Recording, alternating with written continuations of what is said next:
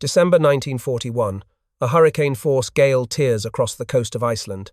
American troops stationed at a remote military base scramble for shelter as winds exceeding 90 miles per hour rip through the camp. Ships anchored in the harbour are wrecked. Navy patrol bombers are tossed across the beach like paper hats, their wings crumpled and fuselages shattered. The British Nissen huts that had been housing Allied soldiers for months are being torn apart.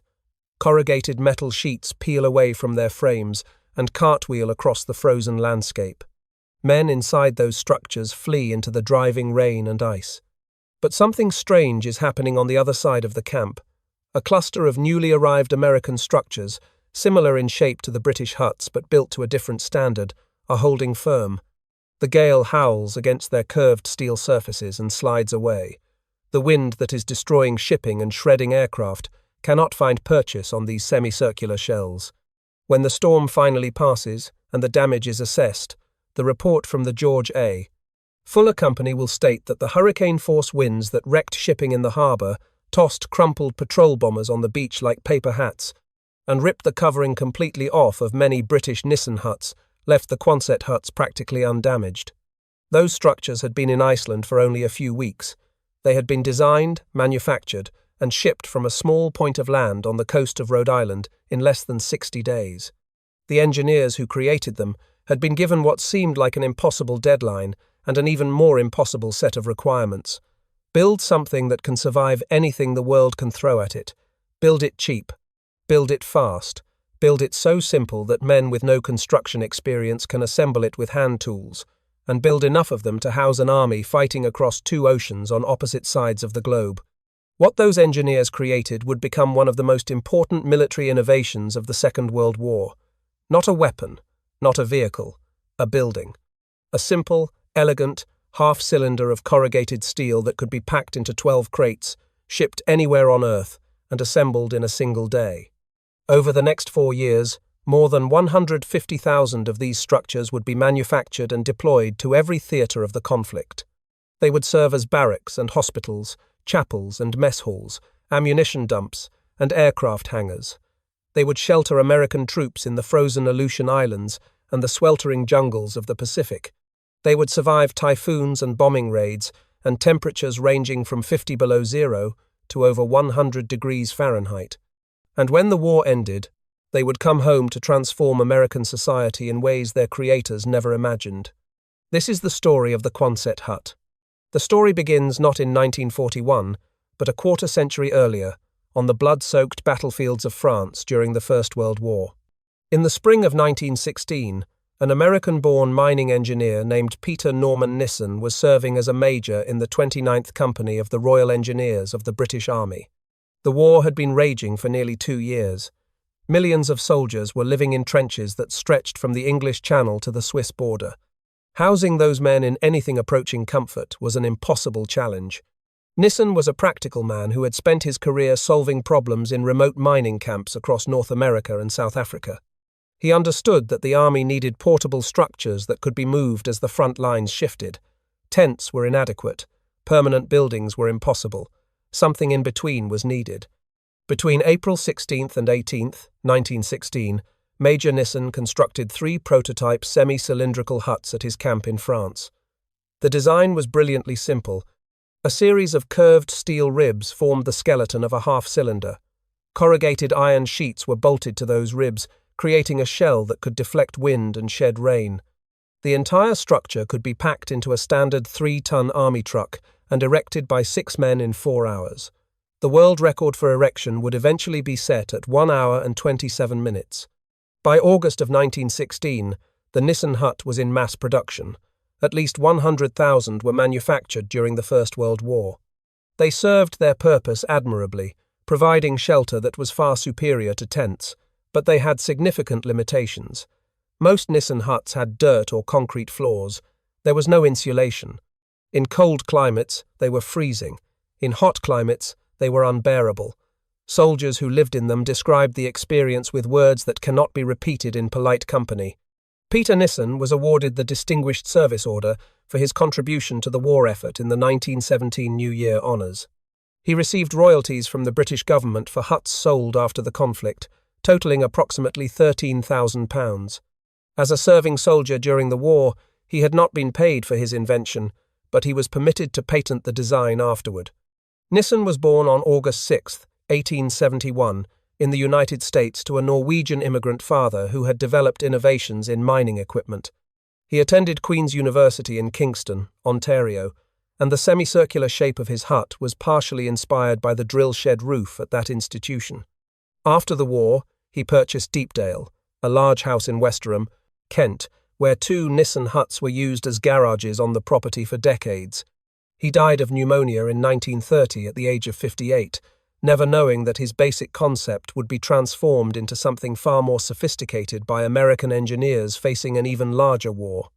Production of Nissen huts declined between the wars, but when conflict erupted again in 1939, the British revived manufacturing. They shipped thousands of the original design to bases around the world. The Americans, watching from across the Atlantic as Europe fell to the Axis powers, realized they would need something similar, but they also knew they could do better.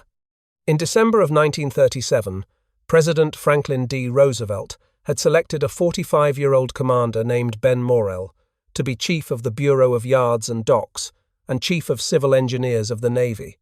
Moreell was an unusual choice. He had never graduated from the Naval Academy. Born on September 14, 1892, in Salt Lake City, Utah, to immigrant parents from Europe, he grew up in St. Louis, Missouri. He graduated at the top of his class from Central High School and earned a scholarship to Washington University, where he received his civil engineering degree in 1913. He joined the Navy during the First World War and worked his way up through technical competence and sheer force of personality. Roosevelt, who had known Moreell since their time together in the Azores during the previous war, when Roosevelt was Assistant Secretary of the Navy, saw in him the kind of decisive, innovative leader the Navy would need in the years ahead. At 45, Moreell was one of the youngest officers to hold the rank of Rear Admiral, having been advanced to that rank despite never having held the rank of captain. Moreell immediately began preparing for a conflict that most Americans hoped would never come. He proposed the construction of 2 massive dry docks at Pearl Harbor. He initiated naval construction projects on Midway Atoll and Wake Island.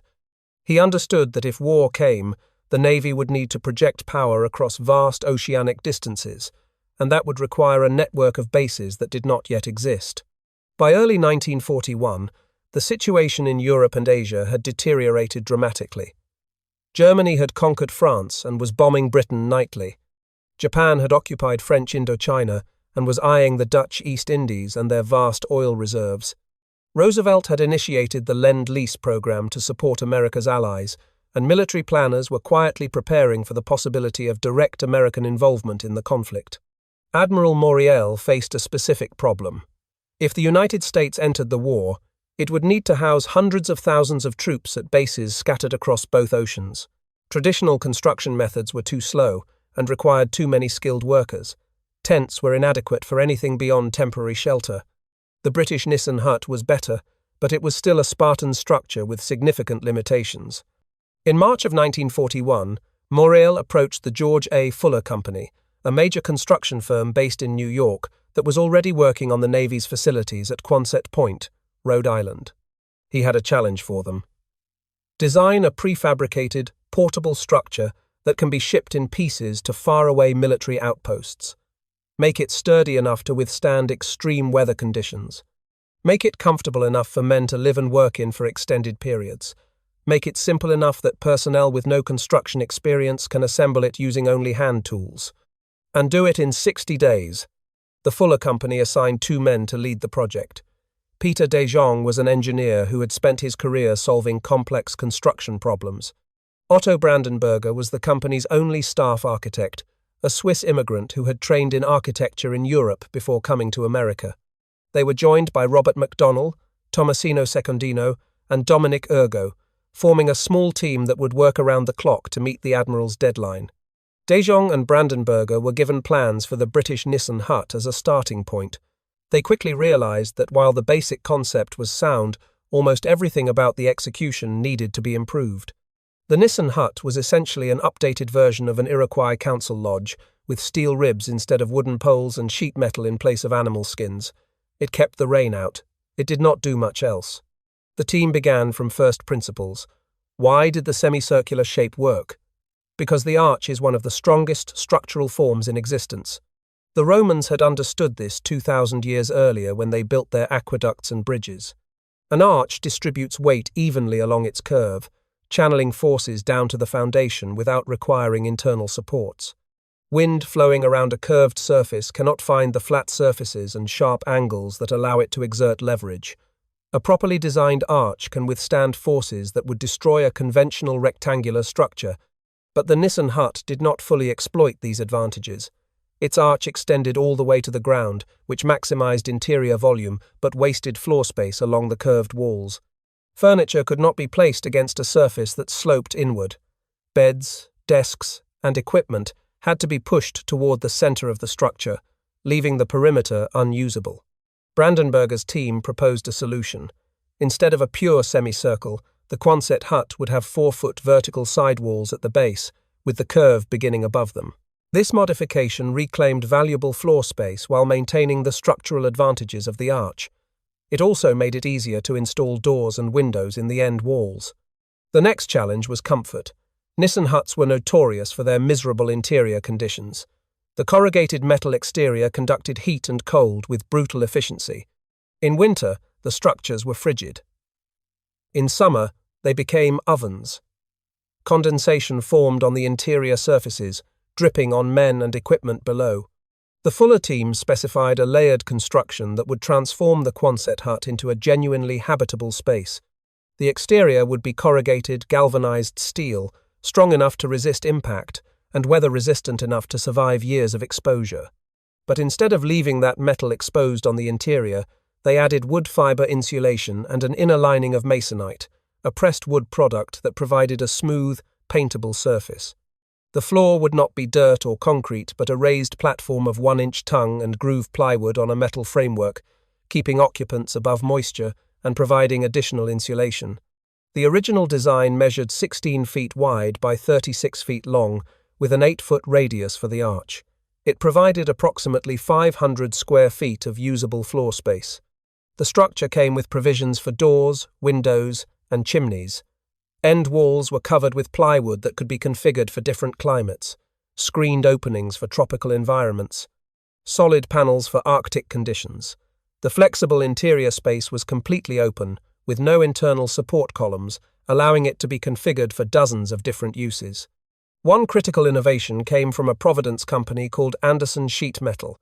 The corrugated steel sheets that formed the exterior of the hut needed to be curved to fit the arched ribs. Flat sheets were far easier to manufacture and ship, but they could not be bent into the required shape without specialized equipment.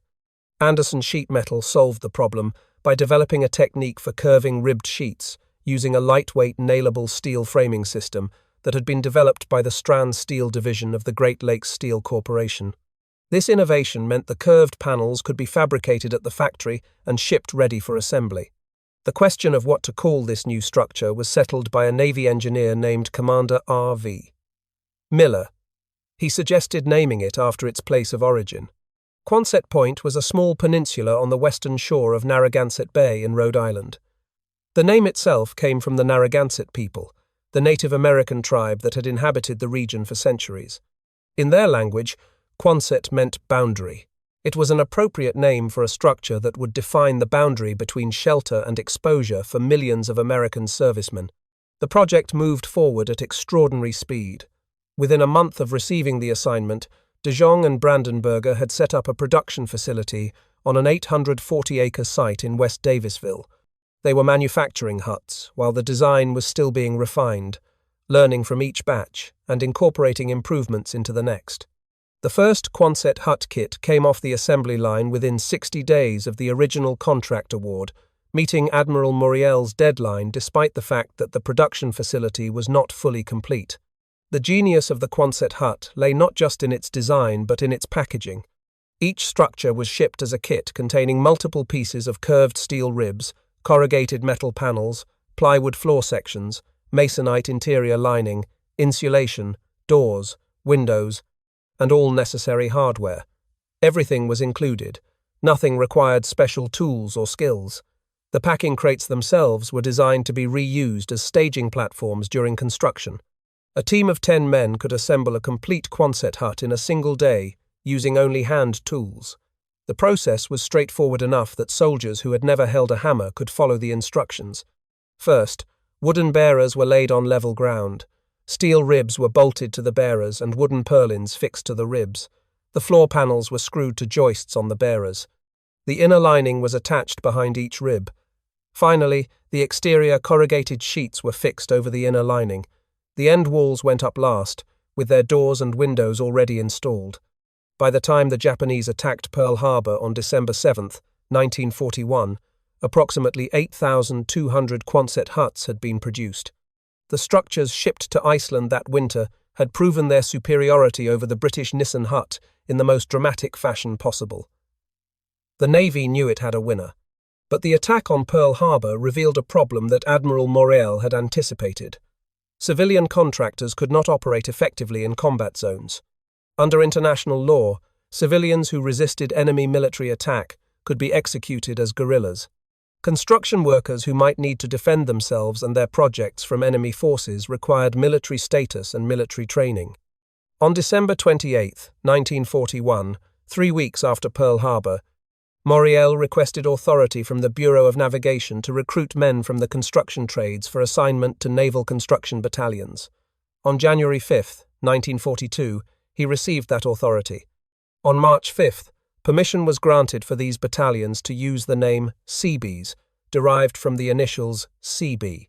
Moreell personally furnished them with their official motto, Construimus Batuimus, we build, we fight. The Seabees would become inseparable from the Quonset hut. Over 100,000 of them trained at Camp Endicott in Davisville, Rhode Island, just miles from where the huts were being manufactured. When they deployed overseas, they took the Quonset hut with them.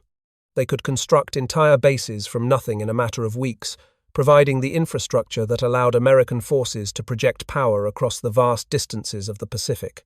The first Seabees saw combat during the Guadalcanal campaign beginning in September 1942. By January of 1943, they were constructing Quonset huts on that contested island, while Japanese forces were still fighting for control. The structures went up under fire, providing shelter for troops, storage for supplies, and facilities for the medical care of wounded soldiers. Henderson Airfield, seized from the Japanese in some of the bloodiest fighting of the Pacific War, was supported by CB construction battalions who kept it operational despite constant enemy bombardment. Even before Guadalcanal, the Seabees had demonstrated their capabilities in one of the war's most urgent construction projects. In January 1942, the 1st Naval Construction Battalion, known informally as the Bobcats, was dispatched to Bora Bora in French Polynesia to establish a refueling station for ships and aircraft operating in the South Pacific. The location was critical. Without it, the Navy could not project power into waters where Japanese forces were advancing rapidly. The Bobcats faced daunting conditions. The tropical island had no infrastructure capable of supporting a military base. Supplies had to be brought in by ship and unloaded without proper port facilities. The heat was oppressive, the terrain difficult, and the deadline impossible. Despite all obstacles, the construction battalion managed to erect 300 Quonset huts within 3 weeks. They built an airfield, docks, a power plant, and the fuel tanks that were the primary purpose of the mission. The refueling station was operational just in time to support the ships and planes that fought in the Battle of the Coral Sea in May 1942. Without the fuel provided at Bora Bora, that battle could not have been fought. The enemy was surprised and confounded by the speed of American construction. The Quonset hut proved adaptable to conditions that its designers could never have fully anticipated. In the frozen Aleutian Islands, where temperatures plunged far below zero and winds howled across treeless volcanic landscapes, between 20,000 and 30,000 huts were shipped to American bases. The first units arrived under conditions of such secrecy that their shipping labels read Blair Packing Company and Saxton Canneries, fictional companies invented to disguise the contents of the crates being sent to secret bases on Umnak Island and Cold Bay. The Aleutian campaign was one of the most miserable theatres of the war. Rain fell an average of 250 days per year. The tundra swallowed vehicles and made walking from one place to another exhausting. Temperatures rarely dropped below freezing in winter or rose above 60 degrees in summer. The Quonset hut could not change the weather, but it could provide shelter that made survival possible. The insulated walls kept heat inside during the endless winter nights. The raised floor kept soldiers above the perpetual mud. The corrugated steel shell withstood winds that would have shredded canvas tents in minutes. At the opposite extreme, Quonset huts proved equally valuable in the sweltering tropics.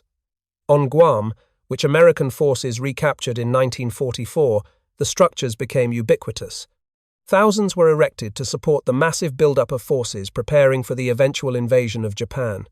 The largest Quonset hut ever constructed was built on Guam, a warehouse measuring 54,000 square feet, created by connecting multiple standard units together. The tropical variants of the Quonset hut featured modifications for hot weather operation. Screened end panels allowed air to flow through the structure. Ridge vents along the roof peak and louvered openings in the end walls promoted circulation. The curved roof deflected the direct rays of the tropical sun more effectively than a flat surface would have.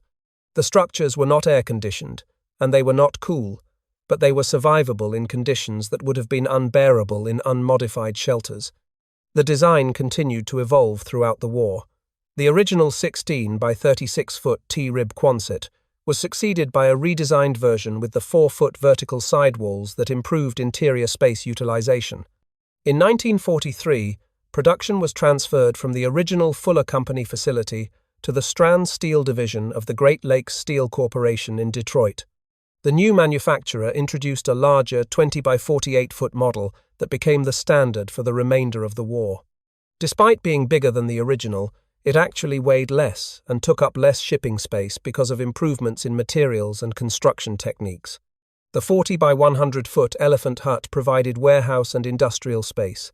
Armco Steel produced heavily reinforced versions for ordnance storage and air raid shelters.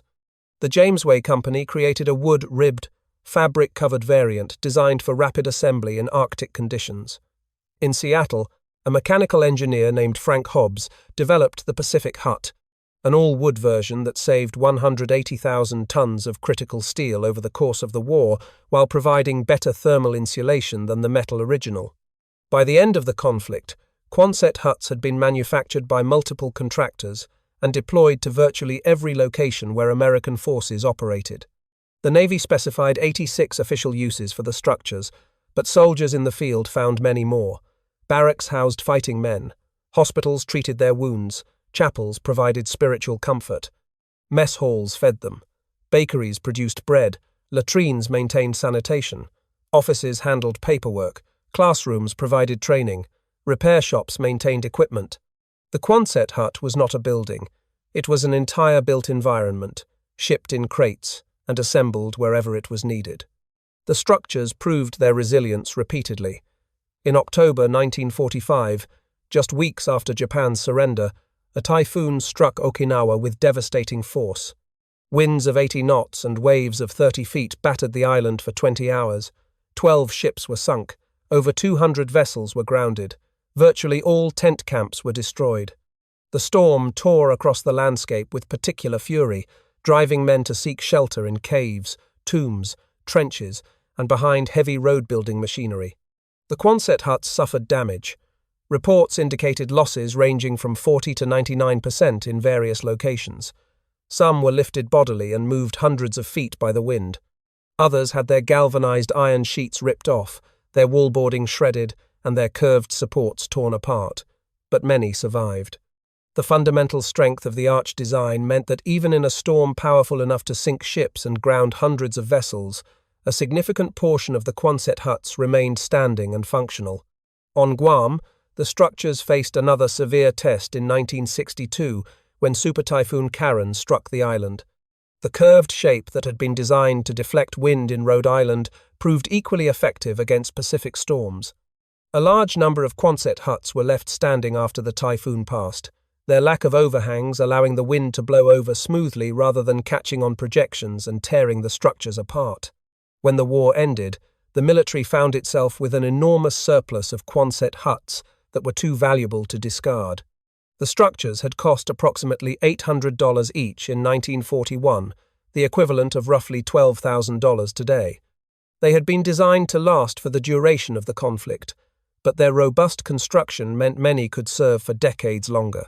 The government began selling surplus huts to civilians for approximately $1,000 each. The timing could not have been better. America was experiencing a housing crisis unlike anything in its history. 16 million servicemen were returning home, eager to start families and resume their interrupted lives. The construction industry, which had been focused entirely on war production for years, could not build houses fast enough to meet the demand. The GI Bill, officially the Servicemen's Readjustment Act of 1944, made the situation even more acute.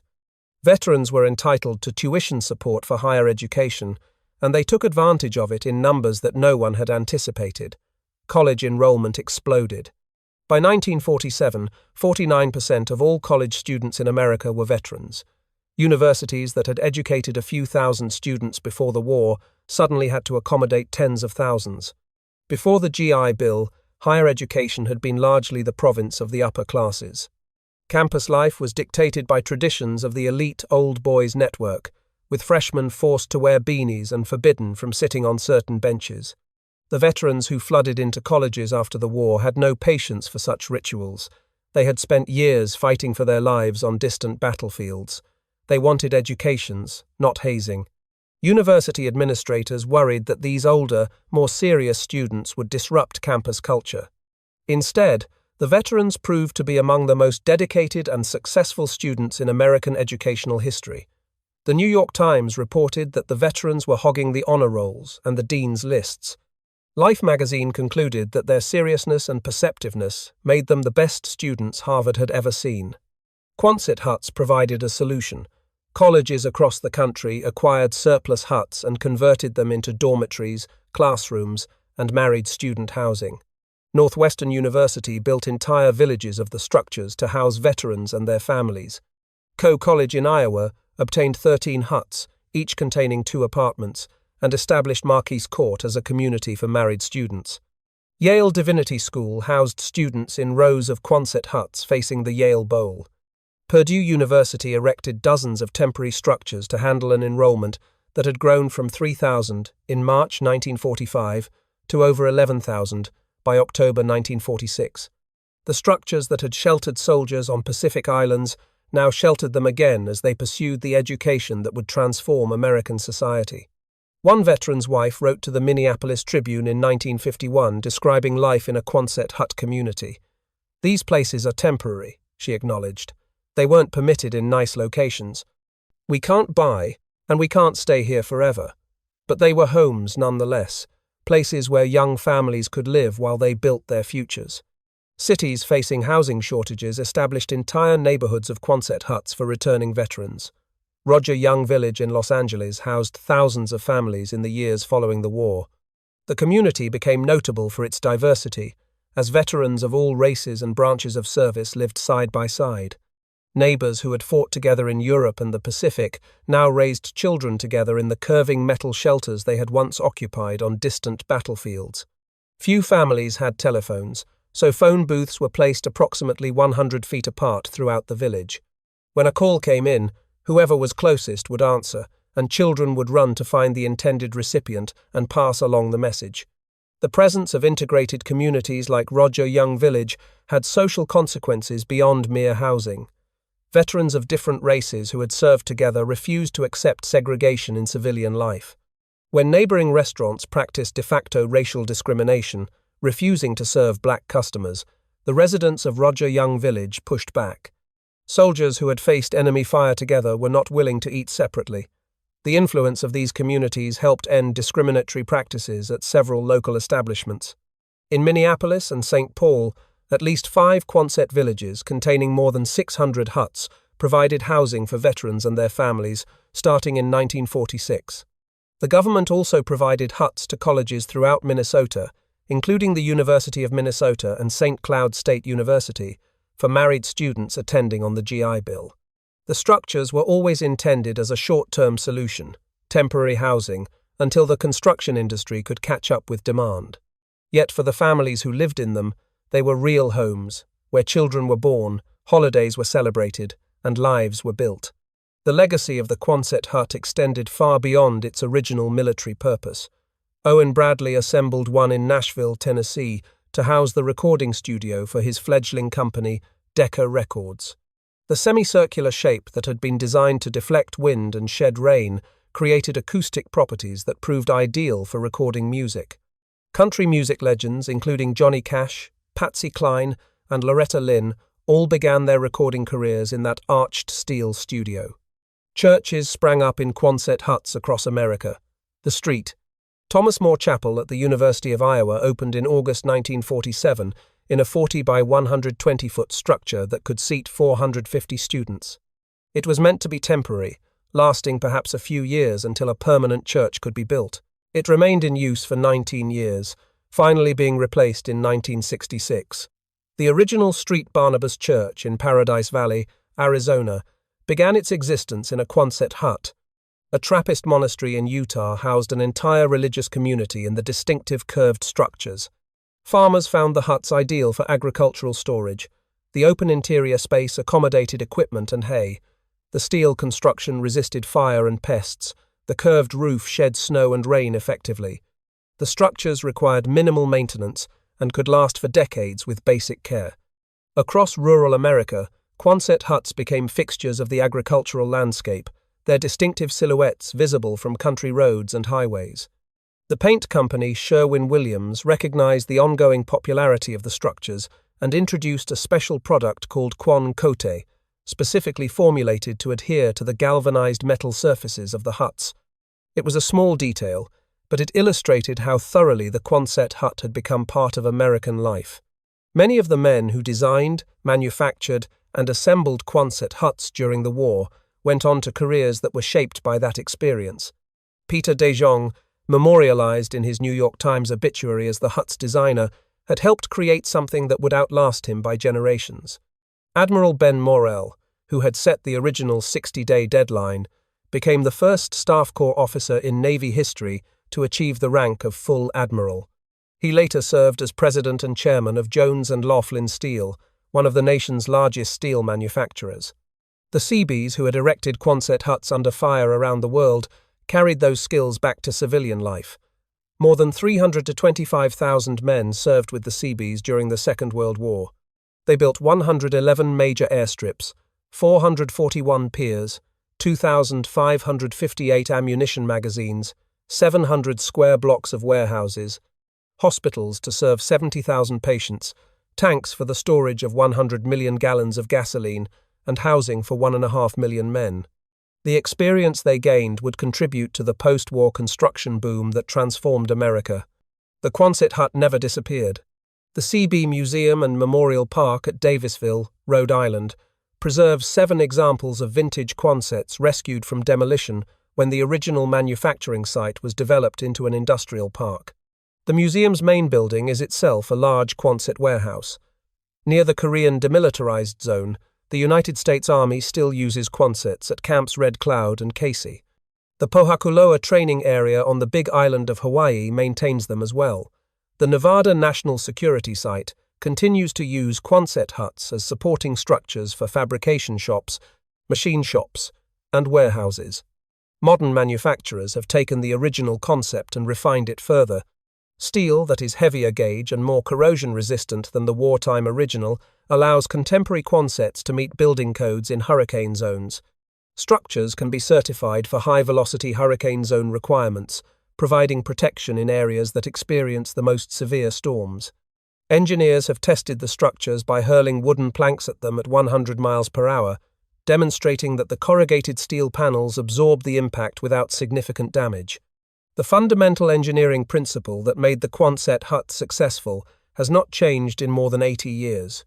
The arch remains one of the strongest structural forms known to humanity. Forces that would destroy a rectangular building are distributed along the curve and channeled to the foundation. Wind that would catch on flat surfaces and sharp corners flows around the smooth semicircular shell. The design that Peter Dejongh and Otto Brandenberger refined under impossible time pressure in 1941 was based on principles that the Romans had exploited 2 millennia earlier. What those engineers achieved in 60 days under the pressure of approaching war was nothing less than the democratization of shelter. Before the Quonset hut, constructing a building required either skilled labor or significant time, or both. The prefabricated kit changed that equation. 10 men with no construction experience could assemble a fully functional building in a single day using only hand tools. That capability allowed the American military to establish bases across the globe at a pace that would have been impossible using conventional construction methods. The numbers tell the story. More than 150,000 Quonset huts manufactured during the war, $800 each in 1941. 86 official uses, 10 men, 1 day. Hand tools only.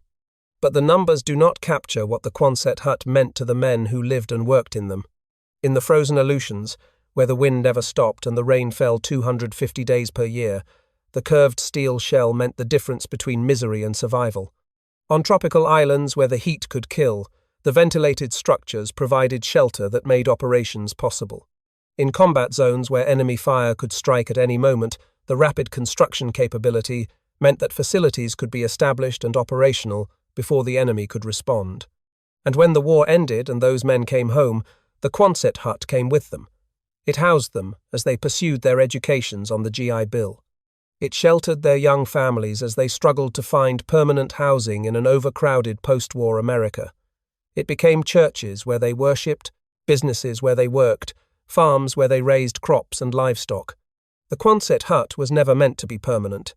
It was designed as temporary shelter for the duration of an emergency. Yet more than 80 years later, thousands of them remain standing across America and around the world. The design that was created in 60 days to meet an impossible deadline has proven more durable than structures built to last for generations. In the end, the story of the Quonset hut is not about engineering, though the engineering was brilliant. It is not about manufacturing, though the manufacturing was revolutionary. It is about the American capacity for practical innovation under pressure. When the Navy told a small team of engineers that they had 2 months to design a building that could shelter an army across 2 oceans, those engineers did not explain why it could not be done. They figured out how to do it. And when the storm came, whether it was a hurricane-force gale in Iceland or a super typhoon in the Pacific, the structures they created held firm. The curved steel shells that had been designed in Rhode Island proved equal to anything that nature or the enemy could throw at them. They survived storms that sank ships and destroyed conventional buildings. They provided shelter that made victory possible. The men who created the Quonset hut gave the American military something it desperately needed: a building that could go anywhere, withstand anything, and be assembled by anyone. More than 150,000 times during the Second World War, 10 soldiers opened 12 crates, unpacked the components, and erected a structure that would serve them through whatever came next. That is the legacy of the Quonset hut. Not permanence, but resilience. Not beauty, but function. Not luxury, but survival. A building designed to protect the men who would win the war and rebuild the world that followed. And 80 years later, that curved steel shell is still standing, still serving, still proof that sometimes the simplest solutions are the best ones.